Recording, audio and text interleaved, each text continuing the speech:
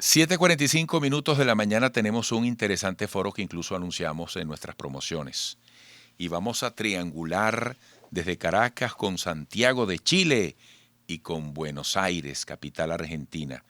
Doy la bienvenida en Chile a Jaime Parada Hoyle, licenciado en Historia, escritor, activista de derechos LGBT y político. En Buenos Aires con Esteban Paulón, director ejecutivo del Instituto de Políticas Públicas LGBT. Y aquí a mi lado en estudio está Daniel Picado, activista por los derechos de la comunidad LGBTIQ, director general de la ONG País Plural. Bueno, todos bienvenidos por allá y por aquí. Muy buenos días. Gracias, Eduardo. Muchas gracias, buen día. Bueno, por favor, quiero que se sientan espontáneamente libres para intervenir, para hacer acotaciones. Claro, estamos en 3 lugares distintos. Es un esfuerzo de paralelismo. Pero demos la palabra inicial a Jaime Parada Hoyle, o Hoyle, no sé cómo se pronuncia esta H, si es muda o con J, Hoyle. pero como Hoyle. Hoyle, Hoyle, si como una con J. No muy pronunciada. Ok. Bueno, Jaime, bienvenido. Gracias, Día Eduardo. Internacional del Orgullo. Bueno, ¿cuál es ese mensaje que tenemos que hacer visible? Bueno, yo creo que no hay un solo mensaje. Ni siquiera hay acuerdo en nuestra propia población respecto de cuál es el mensaje, ¿no? Y eso está muy bien, porque unos dicen, hoy es un día para recordar a nuestros muertos, otros dicen, hoy es un día de lucha producto de eso. Hay otros que dicen, hoy es un día para celebrar. Yo digo, son todos esos mensajes al mismo tiempo y con la intensidad que cada uno o cada una lo quiera y lo viva. Lo importante sí es la palabra orgullo, ¿no? ¿Y de dónde viene esta palabra orgullo? Esta palabra orgullo viene de la necesidad de sentirnos bien en el presente, en ese ser y en ese estar, en el que estamos, en el que somos, porque hubo toda una historia centenaria y te podría decir milenaria, que nos hizo sentir mal, que nos hizo sentir que no éramos personas válidas, que nos criminalizó, que nos estigmatizó, que nos hizo estar fuera de la sociedad. Y la palabra orgullo lo que precisamente marca es esta necesidad de sentirme bien con lo que soy, sentirme bien en la lucha, sentirme bien en la celebración, sentirme bien con mis pares. Excelente. Esteban Paulón, desde Buenos Aires, ¿qué agregarías? No, muy en línea con lo que está planteando Jaime, decir que a lo largo de la historia se ha construido una cultura de la vergüenza, ¿no? Nosotros, nosotras, nosotres hemos escuchado tantas veces esas frases de nuestras propias familias, ¿no? De que no se te note, sé discreto, entre 4 paredes hace lo que quieras, de esa parte de tu vida no me compartas nada. Es decir, siempre se nos enseñó que esto que nos pasaba y que no es otra cosa que sentir la sexualidad de una manera quizá diferente a lo que vemos más frecuentemente, que es la heterosexualidad, pero vivir la sexualidad de una manera como cualquier otra persona la vive, era vergonzante, ¿no? Y tenía que ser ocultado, esa vergüenza que no solo nos impactó a nosotros y a nosotras, sino también a nuestras familias, a nuestras amistades. Yo siempre digo que cuando decidimos ser visibles y salir del armario, sacamos del armario a toda nuestra familia. Y más los que somos quienes somos activistas, de golpe nuestros padres, hermanos, pasan a ser el hermano del gay, la mamá del gay, el papá del gay.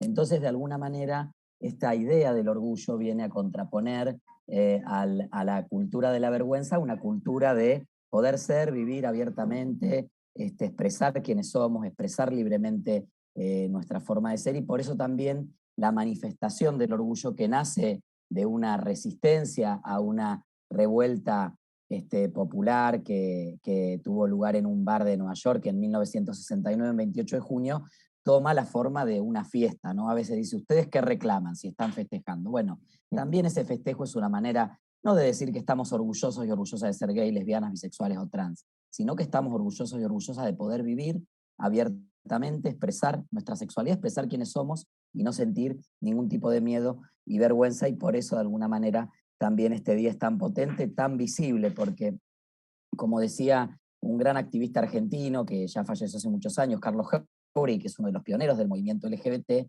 en una sociedad que nos educa para la vergüenza, el orgullo, la visibilidad son respuestas políticas, y esta es nuestra respuesta política. Oye, qué interesante lo que ha dicho Jaime y Esteban, Daniel.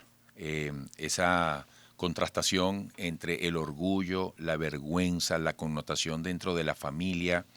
Yo que te he seguido un poco más cerca porque estás en Venezuela, creo que también hay que hablar de ese reconocimiento a través de un activismo que ha adquirido un nivel de institucionalidad importante, es decir, el reconocimiento institucional, incluso en instancias de Estado. Tú como activista en Venezuela, ¿qué vas encontrando en ese camino, en ese intento? Sí, bueno, un placer estar acá. Saludos a los ponentes también. Creo que es muy importante el tema de entender también que el orgullo es el punto de partida que nos dejaron las antiguas generaciones a nosotros para poder hacer incidencia. Y esa incidencia la llevamos a través de las instituciones, a través de la visibilidad, del empoderamiento, de la educación y la participación de las personas LGBTIQ+.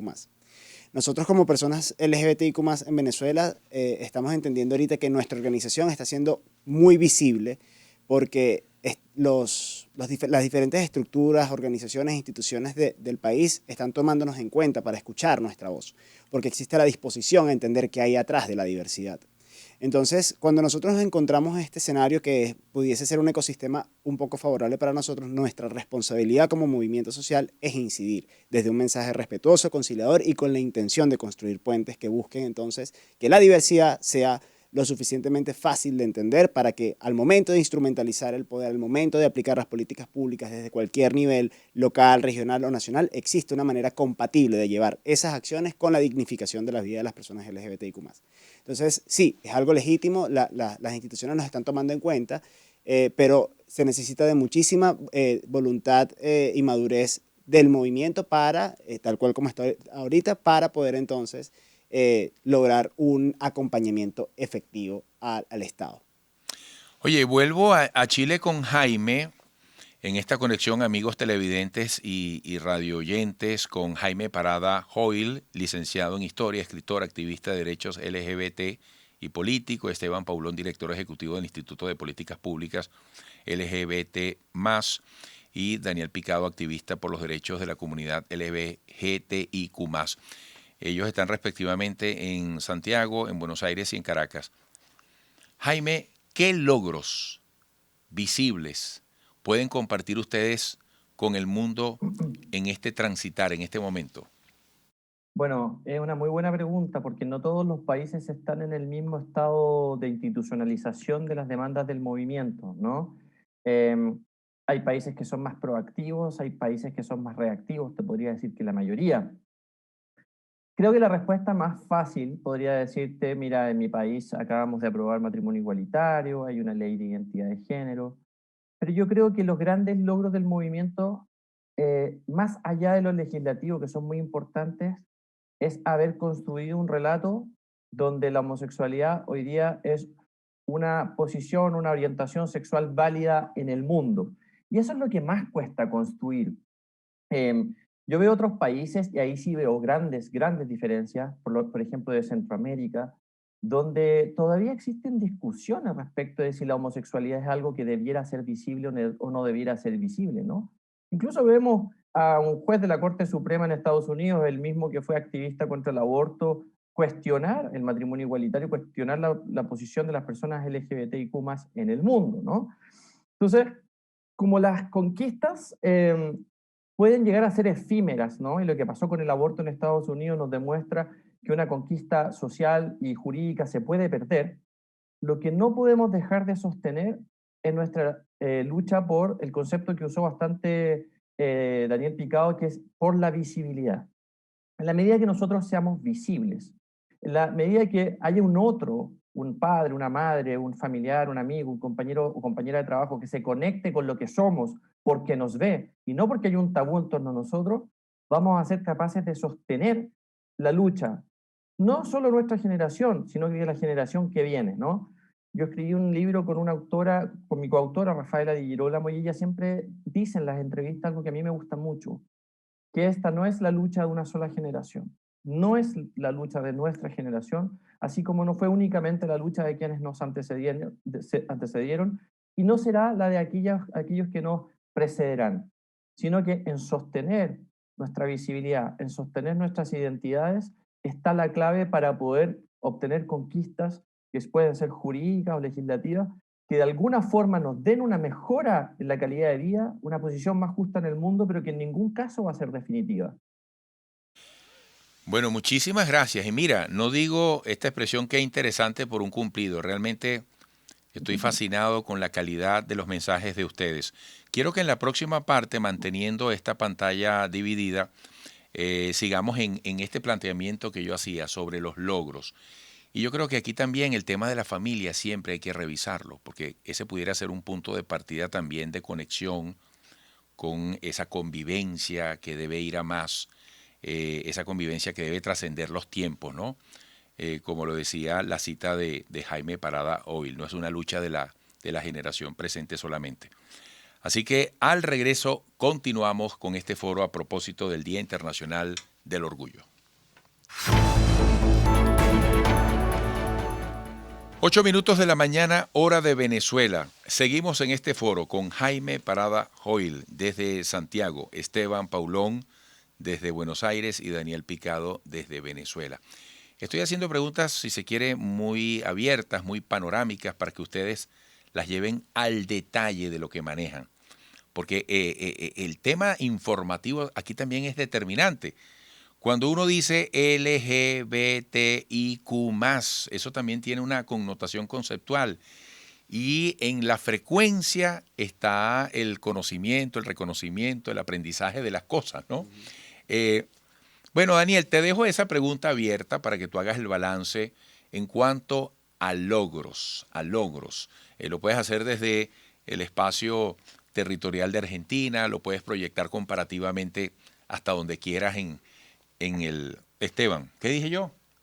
Perdón, Esteban, adelante Esteban, disculpa, adelante. No, un poco en línea con lo que planteaba antes Jaime, en los últimos años ha habido muchos avances en varios países de la región. Argentina tiene el orgullo de haber sido el primer país de América Latina en aprobar una ley como la ley de matrimonio igualitario, haber aprobado una ley de identidad de género que es la primera en el mundo que reconoce el derecho a la identidad autopercibida de las personas del colectivo trans y con ello abrir una puerta que hoy, por suerte, está avanzando en todo el mundo. Este es un país que ha impulsado desde el año 2006 la educación sexual integral y tenemos el cupo o la cuota laboral para personas travestis y trans desde el año pasado por ley, también el reconocimiento de las identidades no binarias. Pero sería cómodo quedarnos en esta idea de que está todo el camino hecho, todo el trabajo realizado y que bueno, que podemos vivir en una isla de derechos, primero porque ningún derecho está para siempre, ¿no? Hoy están en cuestión los derechos, hoy pensemos que una de las democracias más sólidas del mundo, que hemos visto muchas veces como un ejemplo de derechos civiles, de libertades individuales, ha puesto en entredicho no solo el derecho de las mujeres a decidir sobre su cuerpo con la derogación del aborto, sino también ha iniciado un debate de restricción del matrimonio igualitario. Pero sin ir más lejos, hace varios meses, no tantos, el estado de Florida también aprobó una ley de Don't Say Gay, donde no se puede hablar de diversidad en las escuelas primarias porque esto supuestamente incita la homosexualidad. Y la semana pasada, 15 países de Oriente Medio y Asia prohibieron una película de Disney por contener Buzz Lightyear, por contener una escena con dos mujeres que se besan y tienen un hijo, ¿no? Una familia lesboparental. Ni que hablar de los 70 países del mundo donde aún hoy se penaliza y criminaliza la diversidad sexual, 7 de los cuales lo hacen con la pena de muerte. Entonces, me parece que avances hay muchos, es innegable, producto de la visibilidad, producto del trabajo de los colectivos, de la incidencia política, un poco lo decía Daniel también, esta necesidad de incidir políticamente en la sociedad y en los estados para que nuestros derechos avancen, pero como decía un querido compañero socialista que falleció hace algunos años, que se fue muy pronto, español, Pedro Cerolo, los derechos se conquistan, se disfrutan y se defienden. Ningún derecho está dado para siempre, tenemos que seguir organizados, organizadas, y me parece que también, de alguna manera, poder pensar en una perspectiva amplia, así como la hemos pensado para acompañar y alegrarnos cuando otro país de nuestra región aprueba una ley de matrimonio igualitario, una ley de identidad de género, bueno, como lo ha hecho Chile, como esperamos que en algún momento lo haga Venezuela. Esta es una deuda del gobierno venezolano y de la sociedad venezolana. No puede ser que no haya reconocimiento del matrimonio igualitario y de la identidad de género en Venezuela. Tiene que aprobarse pronto. Sí. Entonces, ver un poco con esa mirada regional de hacer un balance de todo lo que se ha avanzado, que es mucho, pero no perder de vista que hoy son el doble los países que criminalizan y penalizan la diversidad o la homosexualidad o el colectivo LGBTI+, en relación a los que garantizan el derecho al matrimonio y la igualdad de todas las familias. Entonces ahí tenemos una brecha muy importante que supera lo que podamos hacer desde cada uno de nuestros países y tiene que ser un compromiso colectivo de todos los países de la región. Bueno, se nos agota el tiempo. En Esteban, disculpa. Daniel, en razón de lo que hemos escuchado, ¿qué análisis incluso comparativo desde lo alcanzado en Venezuela y lo que está pendiente podrías hacer? Creo que es importante resaltar que Venezuela está de último en la carrera. Venezuela como Estado tiene una deuda social e histórica con las personas LGBTIQ que trasciende más allá del matrimonio igualitario. Venezuela necesita una ley de reconocimiento de la identidad de personas trans, intersex y no binarias. Venezuela necesita el reconocimiento y protección de las familias homoparentales. Venezuela también necesita el reconocimiento y protección a una ley que tipifique una vida libre de violencia para personas LGBTIQ+. Y también necesita una reforma del Código Penal para tipificar los delitos de odio, los crímenes de odio a las personas LGBTIQ+. Es decir, existe todo un abanico de opciones que el Estado venezolano puede escoger una fácilmente y hoy en una sesión de la Asamblea Nacional llevarla a discusión, porque lo que se necesita es la voluntad política para poder entonces llevar a cabo estos procesos de progresividad de los derechos. Venezuela no puede seguir en este proceso de esperar a que la sociedad esté lista, porque la sociedad ya está lista. Este año es una clara demostración de ello. Las personas cada vez están más interesadas en hacer más acompañamiento a lo que es ser LGBTIQ, entender las necesidades y condiciones de vida de las personas LGBTIQ y en función de eso involucrarse en esa lucha de iguales derechos ante la ley.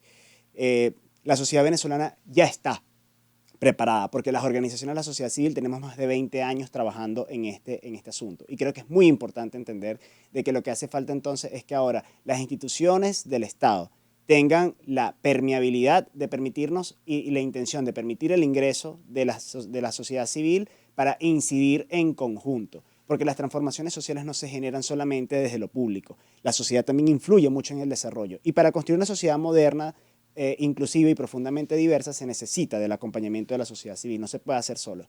Y creo que es muy importante entender que los sectores de la sociedad que inclusive no forman parte directamente de las personas LGBTIQ+, también tienen como centro la dignidad de las personas y las libertades de estas.